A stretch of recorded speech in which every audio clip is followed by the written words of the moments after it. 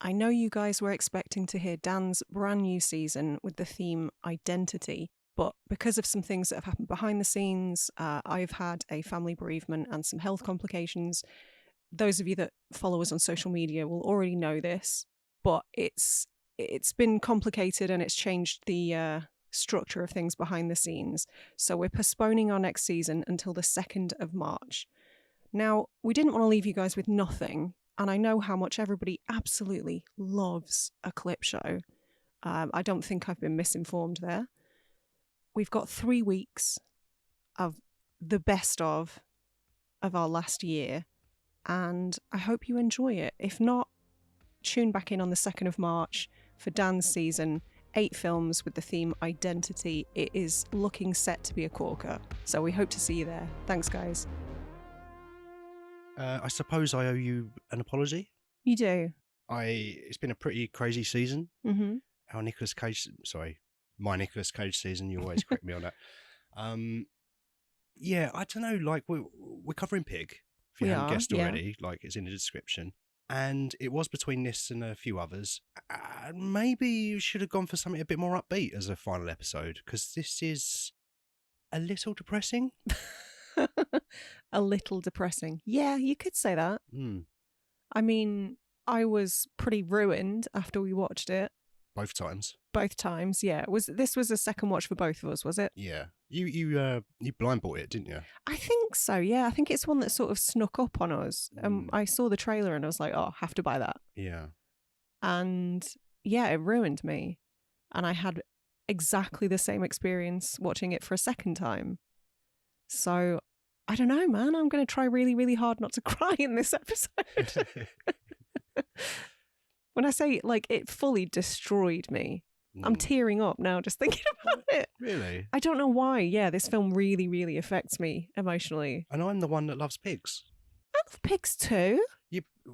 But pigs are my favourite animal. Like, yeah.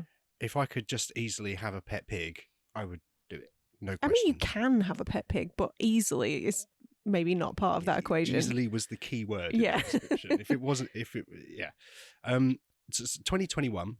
Yep. This film, so it's our newest Nicolas Cage movie. Been going in chronological order this time. It was hard to narrow it down to 8. We'll talk about that more in our wrap show, perhaps, over on our Patreon feed. Yeah, I'm curious to know what didn't make the cut, actually. Well, everything else. Yeah. That he's done. His entire other filmography. Yeah, but God, that's going to be a long show. Yeah, we're not going to go through every single one of his movies. Just other ones that I was considering, really. So what Dan's saying, you're promising to review every single other Nicolas Cage film in the wrap show? No, but what I am promising is that we'll cover another 8 when we do Nicolas Cage 2.0. No, look, maybe a decade from now. A decade from now. Yeah. When he's got another 130 movies out. Yes, exactly. Assuming I live that long. There'll probably be a The Rock sequel by then. Probably. Maybe we'll get the Face Off sequel that's been teased for so long. Yeah, fucking Wingard, pull your finger out, man. What are you doing? To be honest, if I hadn't watched 2 seasons of The Bear, that scene might make less sense to me, but knowing how intense that world of like Michelin-starred restaurants and, you know, best chefs in the world is, that kind of makes more sense to me, because yes, he obviously was really renowned in his profession at one point, but that also probably meant he was a dick to a lot of people, like a bit of a ball buster maybe. Yeah, I mean, I haven't seen The Bear, but I know that chefs are twats. Like we've all seen Gordon Ramsay throwing a frying pan at someone because their spaghetti's not al dente or whatever. You know, he goes. What are you? An idiot sandwich? Yeah, that's a meme, isn't it? Yeah. Yeah, I think I've heard of that one. Yeah, he's probably the best example of that. I couldn't name you another chef. Anthony Worrell Thompson. Yeah, there you go. That's 2. Yeah. Ainsley Harriott. That's another one. He seems nice though, unless he's not. Who else is a chef? No, that's it, I think. There aren't a huge number of like celebrity chefs, I don't think. There were. I feel like in the 90s, you couldn't fucking move without seeing a ready, steady cook or a can't cook, won't cook. It's like, yeah, but you're cooking though, aren't you? Was Lloyd Grossman a chef type person? Yeah, he probably. Before he did Through the Keyhole. Yeah, I think he lived in the Keyhole, didn't he? And he was the chef in the Keyhole. I don't know. That's not the show I remember. That was a weird. Is that the one where they went to a house and you had to guess whose house it is from the stuff that they owned? Maybe. It was sort of the precursor to MTV's Cribs. I suppose you're not guessing though. You know immediately whose house it is because they're like, yeah, this is all my stuff. Yeah, I'm Chesney Hawk. Welcome to my crib. Chesney Hawks. Yeah, I couldn't think of a more contemporary name. Nobody's thought about Chesney Hawks in 35 years, apart from you. He's the one and only. Apparently, yeah. Maybe he's a celebrity chef now and we don't know about it. When he said, I am the one and only, he was referring to Hit. That was his one and only hit. Yeah. I'm not bored of Nicolas Cage. I'm not bored of him. I've just got a fatigue. I've had enough for now. Yeah. Well, that's fair. He's a lot. He's an intense actor. I think he's like my second or third most watched actor of all time on Netflix. Yeah. There's Samuel L. Jackson because he's been in 10,000 movies. And then Nicolas Cage, I think. I could believe that. Yeah. But yeah, that brings us to the end of Coming of Cage. And it's been a real journey, hasn't it? I'm proud that I didn't cry this episode. Yeah, you did well. But yeah, you'll be pleased to know that we've now reached the end and we're moving on to something else next season. What is that something else? Well, it's season 10. And we thought, didn't we? We thought we would do something a little bit different. We always take it in turns to choose seasons for a start. And we always do 8 films a season. Yes. So this time we thought, well, why don't we not do that? Not do that. Yeah, tune in to find out in 3 weeks. Yeah, we thought, let's do a slightly longer season. Season 10, so we're going to do 10 episodes. Mm-hmm. We've chosen a theme together. we agreed on it together. And we've chosen 5 movies each. And the theme is flops. Yeah. So I think it's going to be an interesting season because I think, well, we've pretty much nailed down what the lineup is, which will be announced on Patreon on our free tier in a couple of weeks. Yep. But it's not to give too much away, but it's going to be probably mostly bad movies. You say that. This has been an eye-opener for me because so many of my favourite movies are on this list. Yeah. Apparently I have terrible taste. Well, and me too. There's some of my favourite movies are on this list. And some others. I don't... Have I picked a good movie? I don't know if I have, actually. I think all of mine might be classed as terrible movies, but I love some of them. But yeah, so we'll be back in a few weeks for season 10, flops, 10 episodes. If you want to see the lineup, be on Patreon in a few weeks. Become a free member. Check it out. Okay, so we're back for season 10. Season 10. And as we've already talked about a little bit, you might have heard in the last show, we're switching to a slightly different format this time. Because it's our 10th season, we thought we'd do something a little bit different in a sort of celebration of film, as you were. Yeah. But not necessarily good films. We are covering 10 movies this season instead of the standard 8. We're taking it in turns. Dan's picked 5. I've picked 5 of varying degrees of quality. Mostly mine are shit. Yeah, I'll give you that. I would say mostly mine, certainly critically, are shit. I would say at least half of yours are shit. So like 2.5 of yours are shit. Okay. But we are starting very, very, very strong with what I would call my favourite movie of all time. Wow. So no pressure. I guess we were always going to get to this at some point then. I just can't believe in 12 years of podcasting I've never covered this movie before. What movie is it? It's The Thing. And why have you never covered it before? I guess it only came out in 2011. So. Oh, how dare you. So now you've got that joke out of the way.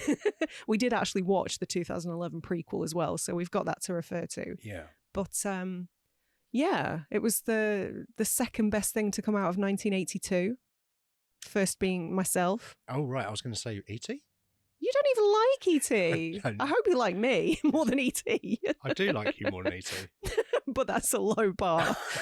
E.T.'s a sentimental bollocks. I love it. But I haven't seen it since I was like 5, so... Oh, and you're definitely not more cynical now that you're No. 40. If I didn't like it when I was 5, I'm unlikely to enjoy it now, I guess. But Yeah. this was a flop, wasn't it? It was a big flop, yeah. Was it a big flop, though? Yeah. So it was made for quite a lot of money for a horror film at the time. 15 million. 15 million. And if you bear in mind that Carpenter's Halloween was only 4 years prior to this, and that cost 375,000. Yeah, and grossed like 70 million. Which I'm guessing is how this came to be. Obviously, he was given a bit more money, I guess, to try and replicate some of that success that he had before. So he had the bigger budget. So 15 million, I think it was, and it grossed 20 million at the box office. Yeah. We might have discussed this maybe a little bit in our, I was going to say our big break episode. For some reason, I think about Jim Davidson. Never think about Jim Davidson. Things to think about than Jim Davidson. Michael Barrymore? He's less misogynistic, I Barrymore suppose. killed someone, and I still prefer him to Jim Davidson. Allegedly. For legal reasons. Allegedly. Yeah. No. I think we touched on this perhaps in our Big Trouble in Little China episode. Yeah, because this is our third John Carpenter movie. Third JC movie, yeah. Big Kurt Russell fan. In fact, I have a tattoo of him as Macready on my leg. One of my favourite characters in cinema history. Why is that then? Why is he one of your favourite characters, do you think? Because he seems tired and sick of everyone's shit. And also, I think it was just like peak Kurt Russell. Do you reckon? I like his character a lot in this, which is really interesting because they offered the role to basically every other male actor in Hollywood that was around that age. And everybody turned it down, or they had scheduling conflicts. And then John Carpenter kind of went, what about this guy? And the studio was just like, no, he's too young, he's too pretty. He is. However, they kind of had to scramble at the last minute, so he was cast out of desperation, which is so odd because he's iconic in this. It's weird to me when we watch a Kurt Russell movie. Like, in my mind, I'm like, he must have been the very first choice to play this character because he's always so good. Like, in whatever he's in, he's clearly given it his best. I would say, especially in John Carpenter movies. Yeah. Like, for me, his best performance is hands down Big Trouble in Little China. Oh, you can just tell he's having such a blast. Yeah, but I think that's just because it's more of a sort of my flavour, like silly, goofy action comedy. Yeah. But I can see what you would like about this particular performance, I guess. Is it because when he loses a game of chess, he destroys the computer by throwing his whiskey over it? Do you like that? Or I don't love that because it seems wasteful. You are wasting some whiskey there, aren't you? And also a computer. And a computer, yeah, who was voiced by Mrs. Carpenter herself, Adrienne Barbeau. So the only woman in the cast? Technically, yes. She was a disembodied AI voice. Who was killed by a man. Yeah, sounds about right. Drowned by a man. Yeah, I love Adrienne Barbeau. I think she's fantastic. But yeah, another uncredited person in the cast. We have the power.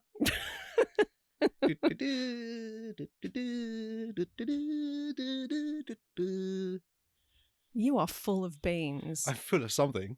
Yeah, you've just finished work. I wasn't expecting this much energy straight out of the gate. I've been on such high energy this whole week that it's going to be impossible for me to calm down. So you've got that to look forward to tonight, just buzzing around. Excellent. Yeah. I can't wait. But also I am very excited because today we're talking about Masters of the Universe. One of my all-time childhood favourites.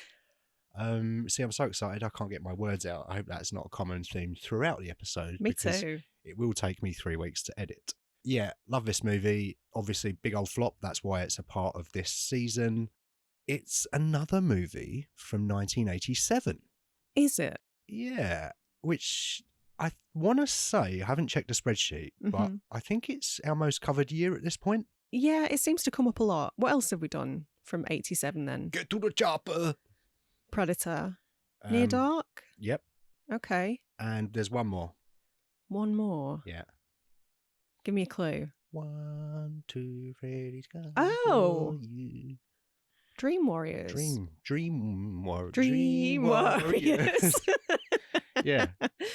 So it's one of our most, if not the most year that we've covered on a pod. Mm-hmm. Also looking on Letterboxd, when you can sort by year. Yep. And then also I sort by my highest rated as well after that. You are such a...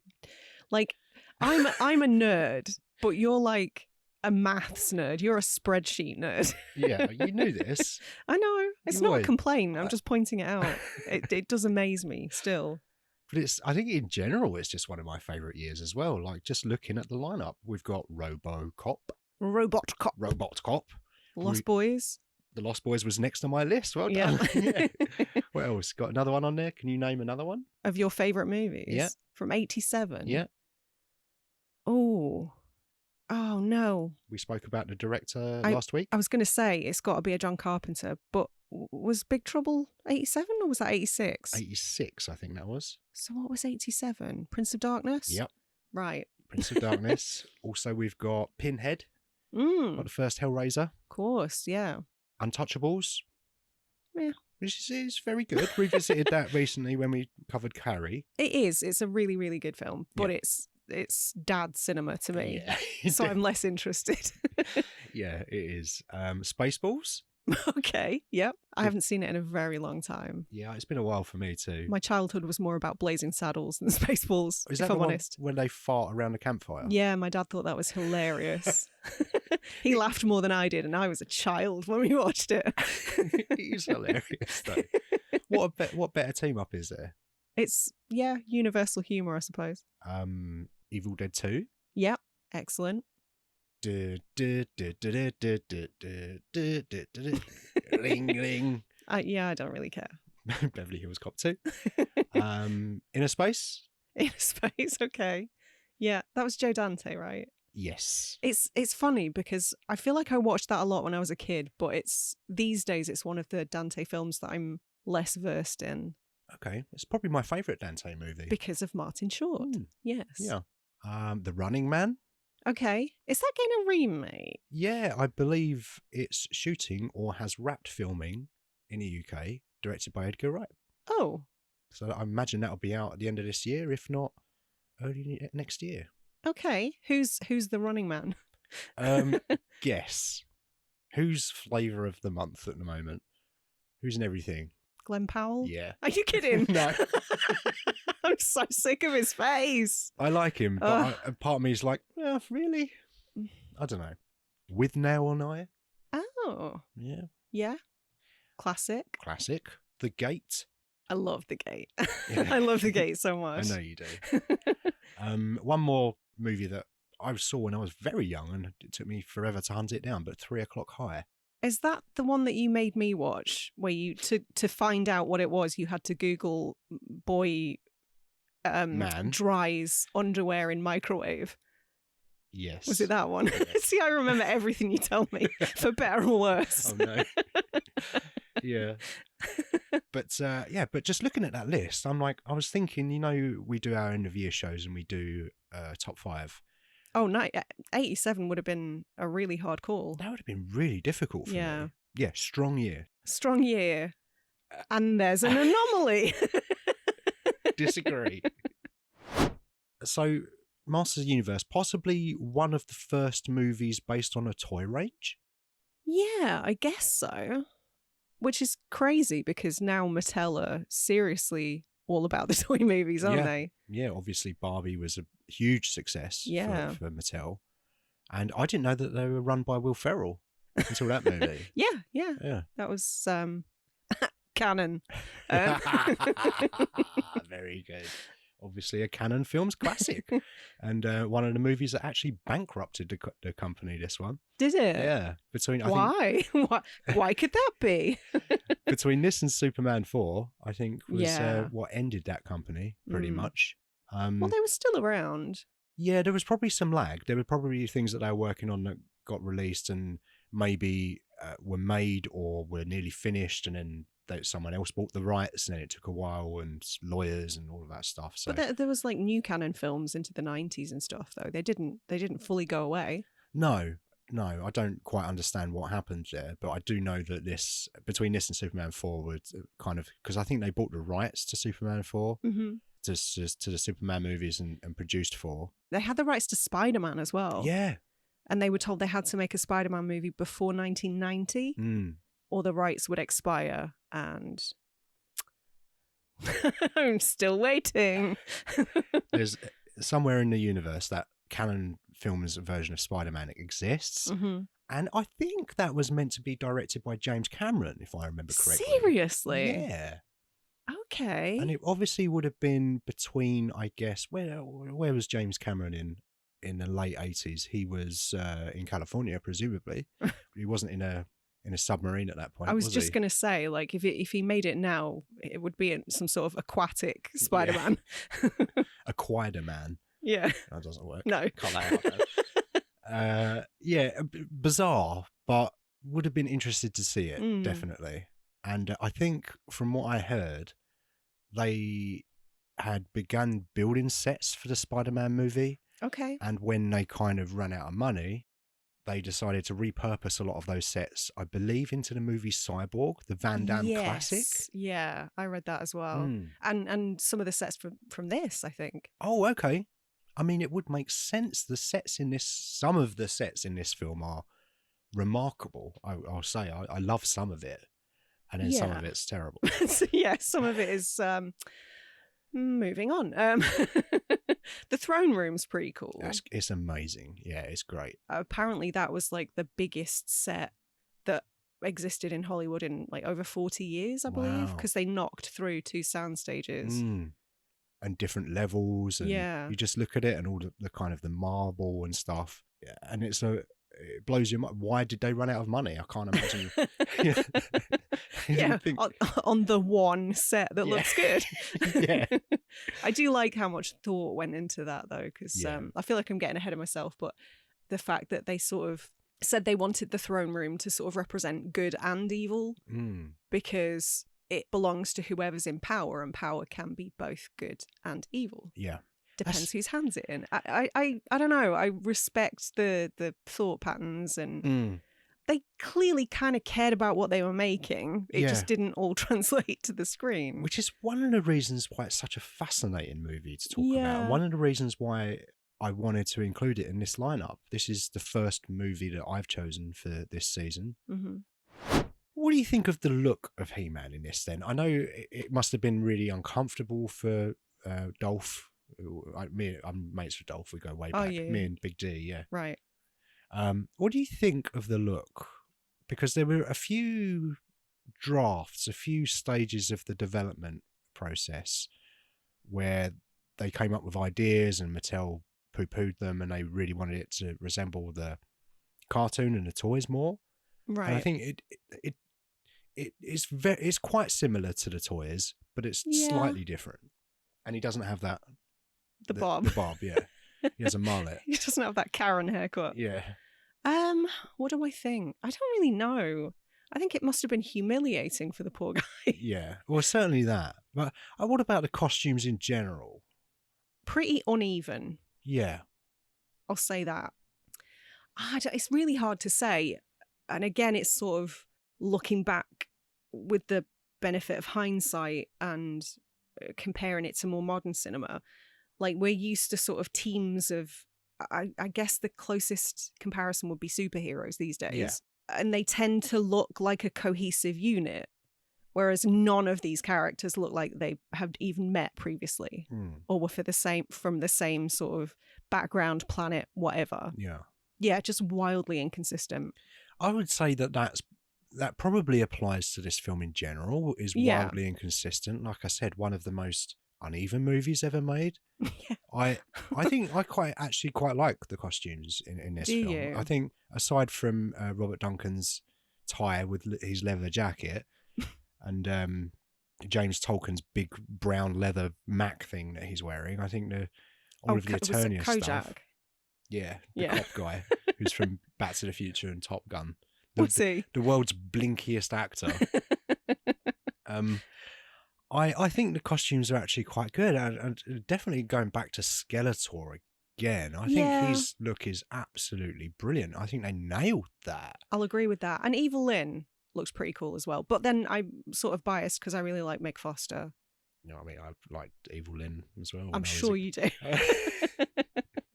I have a bias because she's in, stuff like They Live, which I love.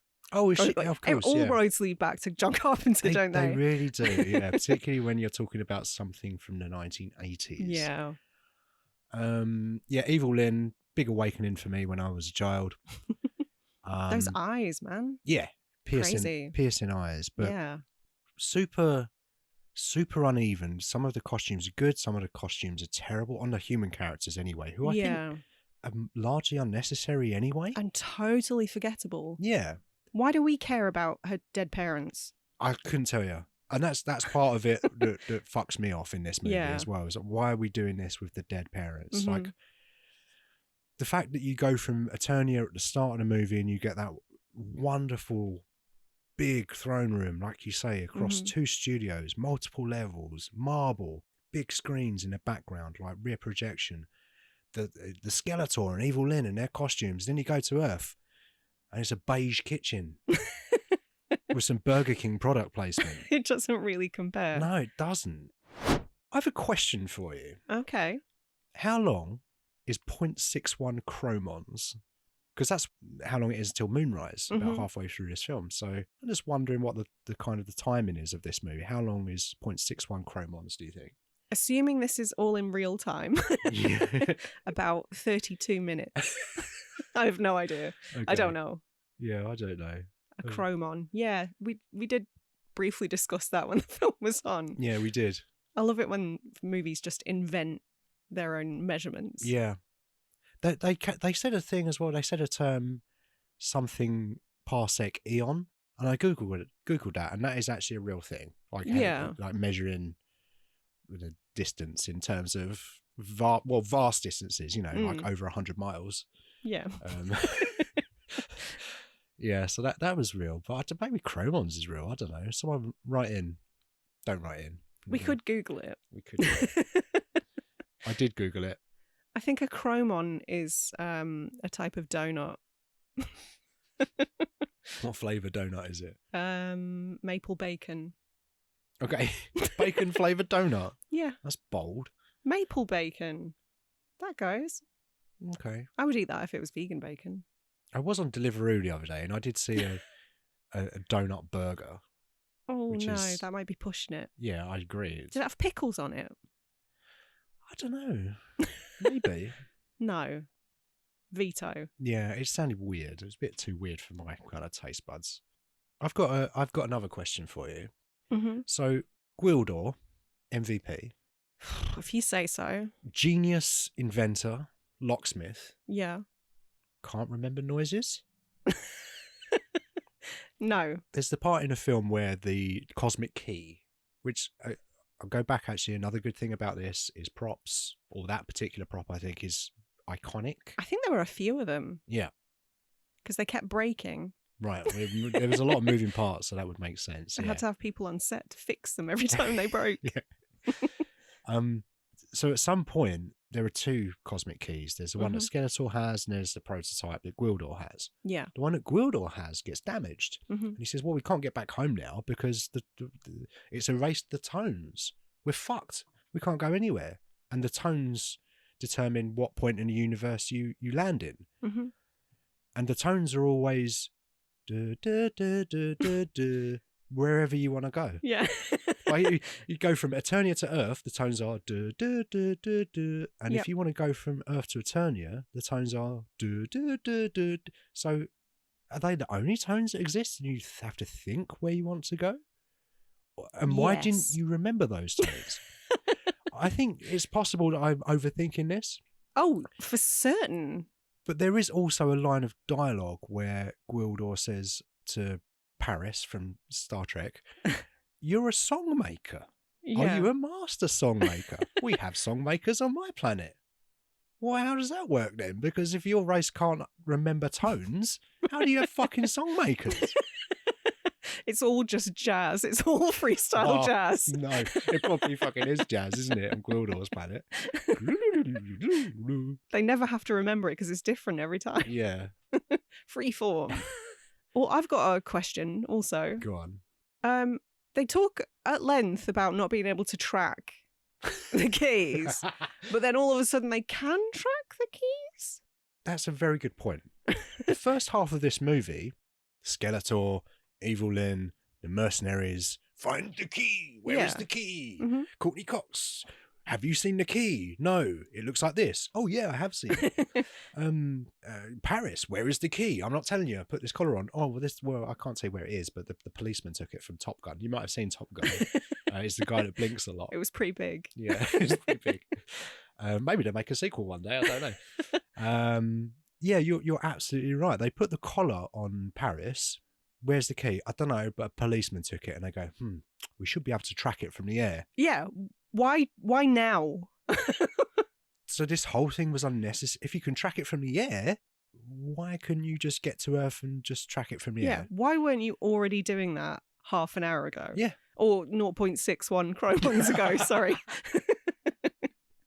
They spent way too many chromons trying to find this key by asking people when they should have just tracked it from the air. I'm not made of chromons. Come on. Chromons is money. Put that on a t-shirt. Yeah. It's our first merch drop. I was going to say, if we did any merch, then that would absolutely be the first thing we did. However, we're moving on. Yeah, sadly, our discussion of Masters of the Universe must come to an end at some point. And we're moving on to episode 3 of Flops next week. Mm-hmm. Back to my choice. Back to you. So please tell us what we're going to be talking about next week. All I'll say is, damn the man, save the Empire. Oh, no. Go on, what is it? It's Empire Records. Yeah, of course. Join us for Rex Manning Day. A film I imagine is going to keep coming up throughout this episode is Dazed and Confused. Yeah. Because that was made a couple of years before. Obviously, we mentioned Richard Linklater already. It's kind of referenced indirectly in Empire Records, but has 3 actors in common. Oh, 3? 3. I know one. One's Rory Cochrane. He would not appreciate that, Dan. Rory Cochrane, James Chemo Wills. Who is that? The guy who plays Eddie. Who is that? The guy with the long hair. They've all got long hair. The guy with the longest hair who gives Mark the pot brownies. The one that is Liv Tyler's dad? No. But not Steven Tyler? No. Right, okay.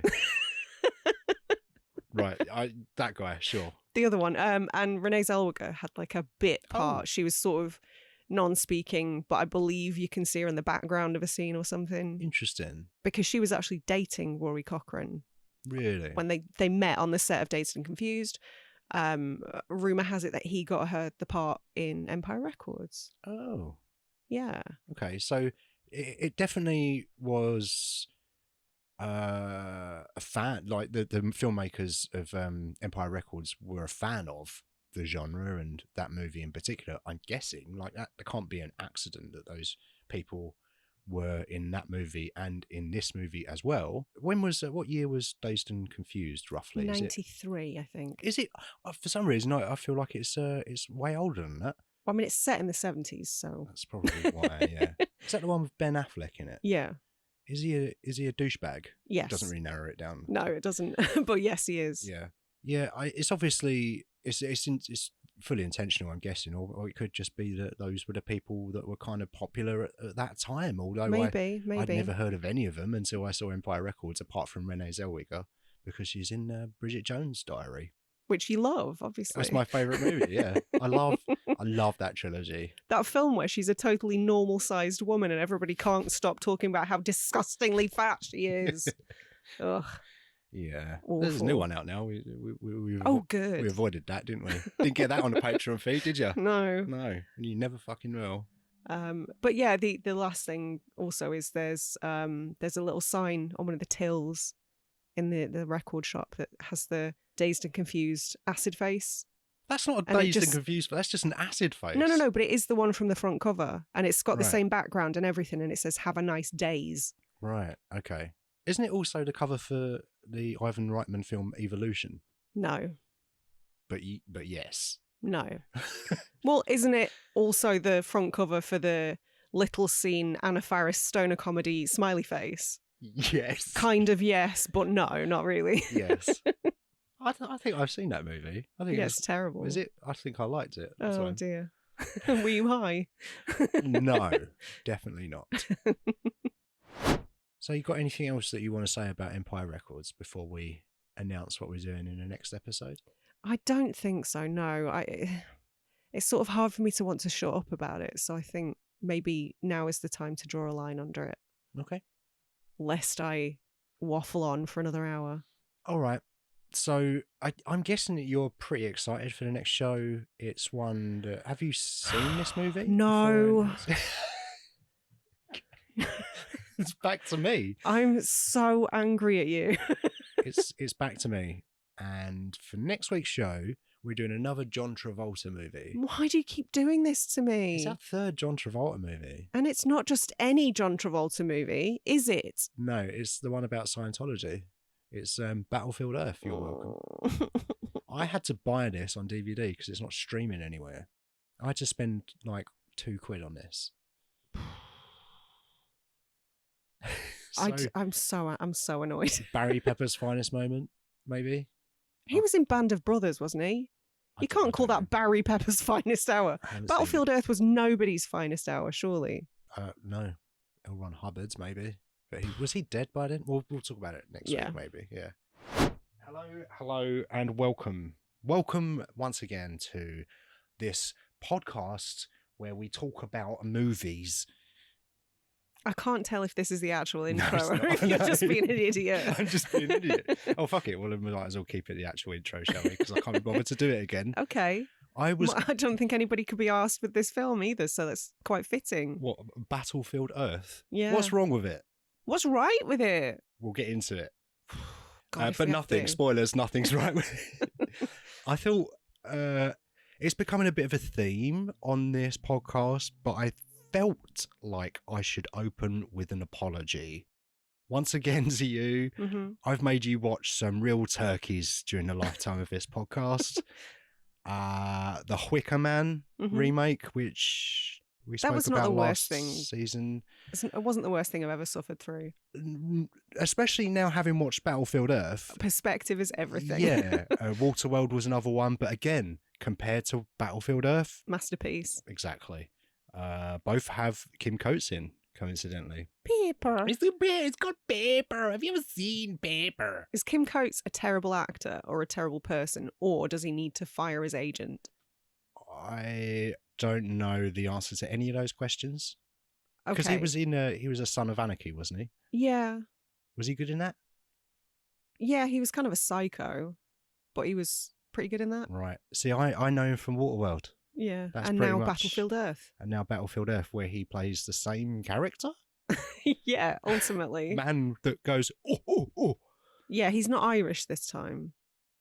No. Is he Irish in real life? No. He's American. I believe so. Okay. This movie, If you can call it that. if you can call it that, is based on book. It is based on book, yeah. Based on half book. Based on half book.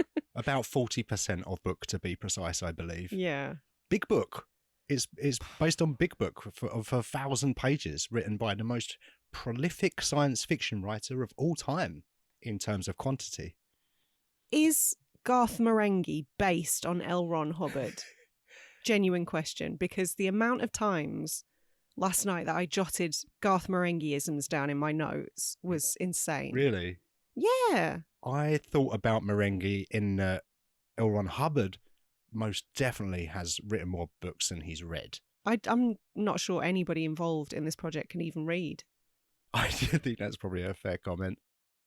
He wrote many books, one of which was called Battlefield Earth in 1982, your year of birth. Yeah. Oh, in the world we got, in 1982, the world was presented with a baby Sarah and Battlefield Earth by one LRH. So how much did it cost? Do you know how much it made? Well, the production company Franchise Pictures had said that it was 80 million. But then there was a legal proceedings afterwards where it came out that it was actually 40 million budget. What? I don't know what the reasons for that would be. I've given it very little thought, to be honest with you. But the very little thought that I did give it, I couldn't figure out why you would do that. So maybe. So wait, who was saying it was 70 odd? Well, Franchise Pictures are the ones that got sued. Okay. So I'm guessing it was them because they got sued and then they had to pay out like 120 million quid in damages. Oh, that backfired. That bankrupted the company. They went kaput because of this movie. Not unlike Canon Pictures in Masters of the Universe. Yeah. Franchise Pictures responsible for such, huge hits like The Whole Nine Yards and The Boondock Saints. Okay. Like classics. The Third Miracle, everyone remembers that movie. Five Aces, what a classic. Stormcatcher, one of my favourite movies. A Murder of Crows is my favourite movie about crows. Is it? Mine's Opera. Okay. Oh, they did the remake of Get Carter, which is meant to be good, isn't it? I've got no idea. It's meant to be terrible. Oh no! What? There's another movie on this season that they did. Oh no! Oh, Mouth it. Really? Oh, Yeah. that actually doesn't shock me at all, given what you've just told me. Good Lord. Well, that is my favourite Franchise Pictures movie, and we'll get to that in a few weeks' time. That's Can't wait. Fascinating. There's loads of movies after Battlefield Earth, but I'm guessing a lot of them were made before the lawsuit. And how long did the lawsuit take? It must have taken a while, I guess. So who sued them? Some lawyers. Okay. Someone with a funny wig on, probably. I don't know. Have you ever been in a courtroom? No. Oh, yeah, me either. Cool, yeah. No, generally I've never been in a courtroom, but I've seen them on telly. It's not quite as formal as it is on TV, in my experience. No, I suppose not. There was that episode of the British Empire when he went to court and they were wearing funny wigs. That's my reference. Is it your mission to shoehorn in an 80s or 90s British sitcom reference into every show lately? And it's always got to have Chris Barry in it. So I've got one more reference to do. Stay tuned for Red Dwarf next week. What are we doing next week? I've forgotten. It's my pick and I can't remember. Is it? Huh? I can't lip read, it turns out. All right, I'll have to look out there, won't I? Bear with me. Dan's going to have to edit this bit down. I'm so sorry. Can you fill so I don't have to edit this bit? Can I fill? Can you sing a song or something? Oh, nobody wants to hear that. Nobody wants to hear me singing. Trust me. Tone deaf. I'm not very good at filibustering. You're doing all right so far. Just say I'm not very good at filibustering. You could just edit all of this out. No, but then that's more work for me, isn't it? It is, yeah, but this is more work for me. So what are we doing? Well, I believe it's one of your favourite movies. So I'm very surprised. That doesn't narrow it down. There's two more of my favourite movies to go. True. Give me a clue. And what are they? It's the other one. It's not.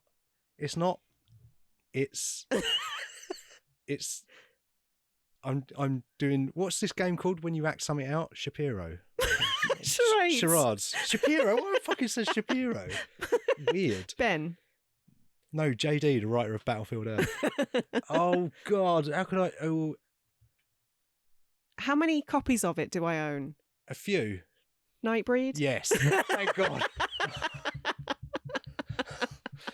Oh. Is it a film or a book or a TV show? It's two of those. Yeah, I can't wait. I can't believe I've never covered this. This is much like The Thing. Yeah, that's How have mad. I never covered this yet? That's mad. Let's get some Clive Barker freakiness going on. Yeah.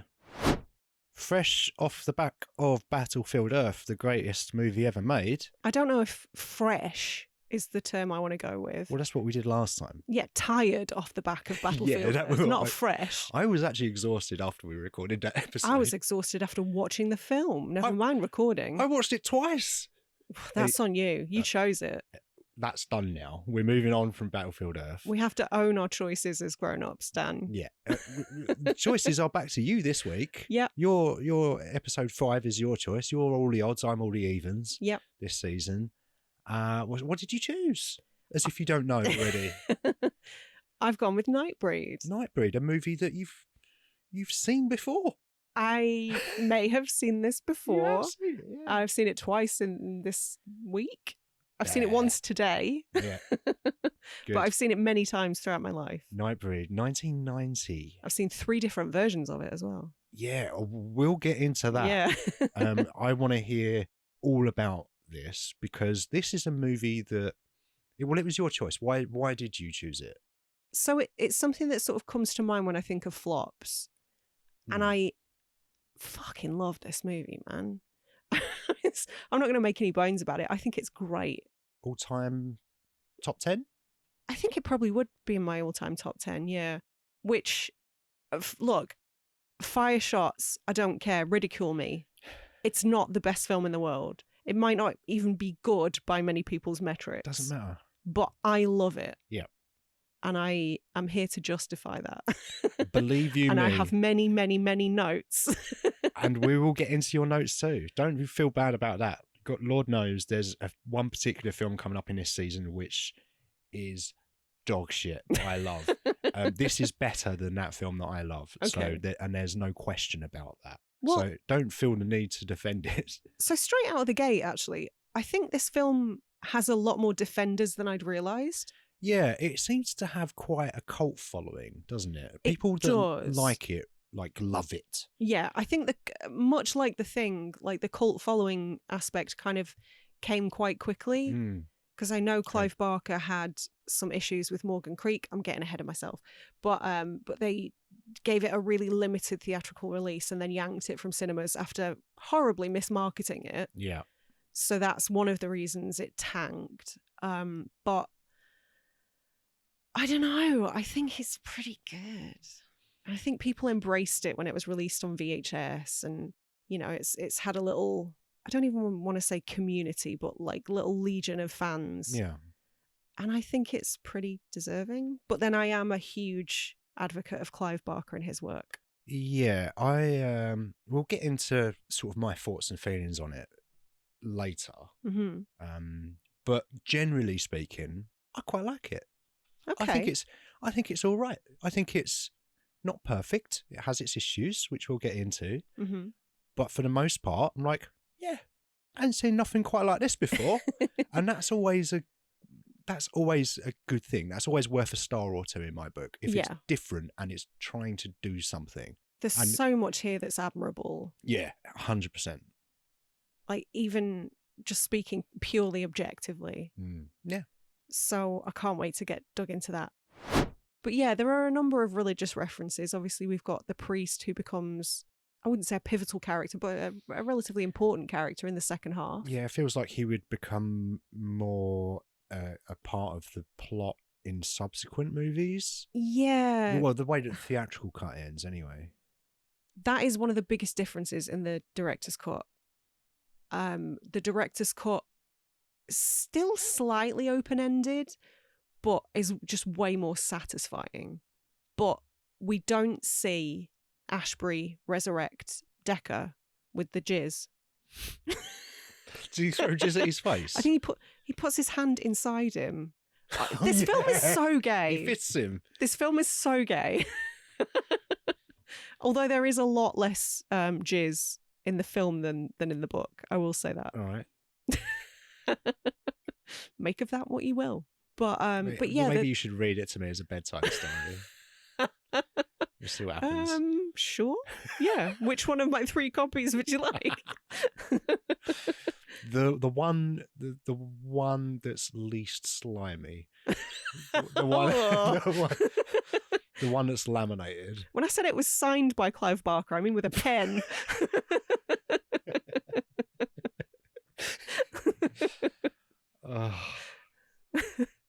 This is John Hancock, not his fluids, thankfully. Although that might go for more on eBay. It definitely would, yeah. We could clone him. Yeah. We could clone him, get him to make a Nightbreed TV show. Oh, I thought you were going to say, like, start a side business of selling jars of Clive Barker spooge. I don't know if there's much market for that. We could start with that, I guess. Yeah, let's clone him. Let's go back to your thing. Yeah. We could have little Clive Barkers running around. Like mini-me's, but Clive Barker's. That sounds horrendous. Oh, that sounds fun to me. I don't know why, but I'm picturing the little things from the gate just running around. I don't know why my brain went there. That's the difference between me and you, isn't it? You think of the gate, I think of Mike Myers. Yeah. Oh my God, that like, is. in a nutshell. That's always distilled. Help, I'm in a nut. How did I get in a shell? What are we doing next week? Back to you. I'm glad that you asked. It is back to me. We're back on the even numbers next week. We are doing a movie that neither of us have seen. I think the only one this season that neither of us have seen. Okay. So it's a bit of a gamble in that sense. It's a movie that I feel I chose it because it was a flop, apparently, but also it's something I feel like I should see as a fan of film and cinema. Same. And auteur directors, directed by Marty Scorsese. It's the King of Comedy. Interesting. It feels like a bit of an outlier in this season. Battlefield Earth, Nightbreed, King of Comedy. What else? What other theme could you get those three in? Yeah. It's one that I've meant to get to for a while, and I think it's on one of these free streaming platforms. Hopefully it still is. King of Comedy up next week. We're back for another episode in the flop season. Mm-hmm. Last week was your pick. We did Nightbreed. We did Nightbreed, yes. And we're taking it turns this season. Back to me. And we're doing our first objectively good movie. The Thing is objectively good. In a while, let me finish. Oh, sneaky. The King of Comedy. Well, it's marked as 1982, but it actually didn't come out in most areas until 1983. Yeah, I figured that because I did read that, I think it was Entertainment Tonight called it the biggest flop of 1983. Yes, I heard that too. I believe it was released in Iceland in 1982. Why did they get it a year early? I do not know. Weird. This was a first time watch for us both, right? Wasn't it? Yep. And it's a big old flop. I'm vaguely embarrassed that I hadn't seen it until now. Are you? Well, no, embarrassed is the wrong word. I feel like I should have seen it by now. And I think when you hear that something's a flop, you kind of expect it to be bad, right? Well, I guess so. But then you see Scorsese and De Niro and you think, but it can't be. It can't be bad. And it's not. Spoilers, it's not. It's great. But Scorsese is not. I was looking at his films and his box office returns on his films, and they're not the most successful. Really? Yeah, I think The Departed was the top. Okay. Wolf of Wall Street. It was more of his newer stuff. He's never been a smash the box office type guy. It's like more critically acclaimed, and just films that people love, and are well made. Interesting movies, what have usually got Robert De Niro in, but I think this is probably his biggest flop. I know Hugo is touted as a big old floppy flop of his, but yeah, I think it's a cartoon. Is it? I think it's an animated film. Is there like a clock on the cover? A what? A clock. Oh, yes. Yeah. Yes. Trying to enunciate a little bit more clearly. Sure.